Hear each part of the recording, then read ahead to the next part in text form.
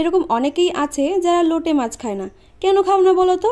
তাদেরকেই বলছি এইভাবে একবার বানিয়ে খেয়ে দেখো, সত্যি বলছি একদমই প্রেমে পড়ে যাবে।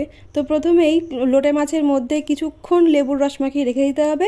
তারপর ওর মধ্যে দিয়ে দিতে হবে একে একে রসুন বাটা, কাঁচা লঙ্কা বাটা, আদা বাটা, গরম মশলা গুঁড়ো আর তার সঙ্গে হলুদ গুঁড়ো, লবণ দিয়ে ভালো করে কিছুক্ষণ ম্যারিনেট করে রেখে দিতে হবে।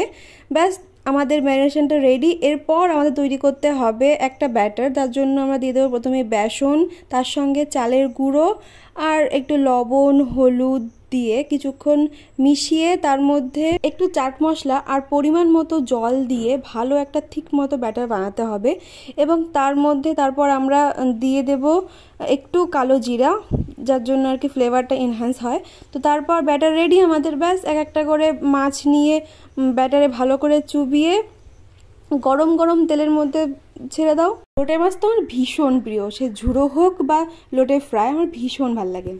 ব্যাস, এরকম গোল্ডেন ব্রাউন করে ভেজে নিলে রেডি আমাদের লোটে ফ্রাই। বৃষ্টির দিনে লোটে ফ্রাই যে কোনো কিছুর সঙ্গে ভালো লাগে। আমি সার্ভ করেছিলাম খিচুড়ির সঙ্গে। তোমরা কে কে খেতে ভালোবাসো আর কে কে বাসো না তারা অবশ্যই ট্রাই করো। তো আজকের জন্য এটুকুই, বাই বাই।